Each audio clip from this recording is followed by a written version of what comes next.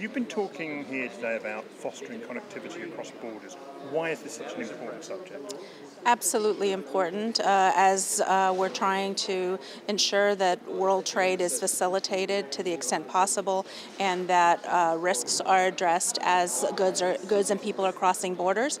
Having that connectivity is the only way to actually be able to get the data that you need in advance, be able to communicate that data, and also even be able to reuse that data so that traders aren't having to send the same information to 3, 4, 5, 10 different places. If that information is able to be shared, if it's harmonized, then that will significantly facilitate the cross-border movement of those people and goods.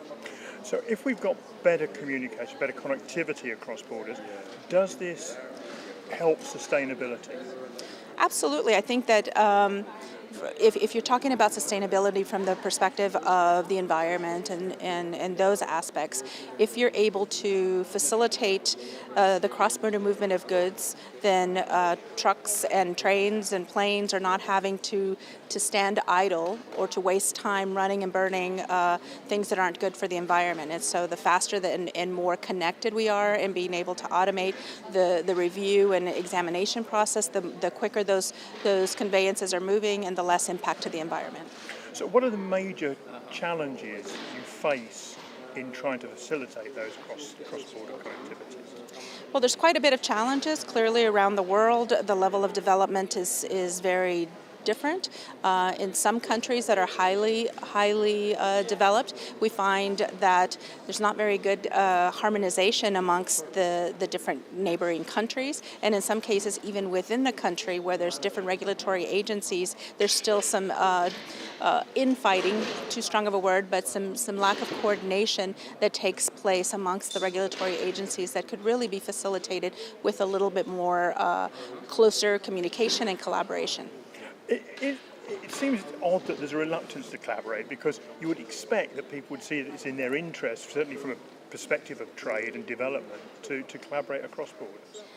Absolutely, but I think as humans we are slightly territorial, and we want to we don't always see the benefit of how, if I help you, it actually will help me be able to do a better job.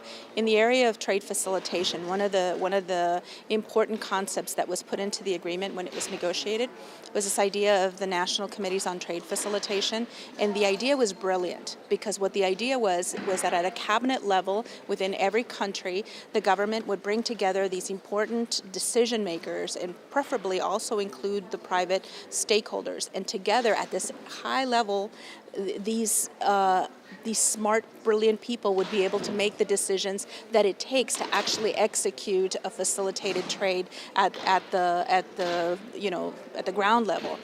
It's a brilliant idea. And in some cases it works very well. In other cases it needs improvement. But it's really a key, and I would highly recommend that everybody look at their own national administration and see how well their National Committee on Trade Facilitation is working. And if it's not working great, it's definitely a key area where a lot of strides could be made, because in those National Committees of Trade Facilitation, you bring in high-level people from all of the interested ministries that can really make decisions. That's what we need, is decisions, not so much just conversations about what the challenges are.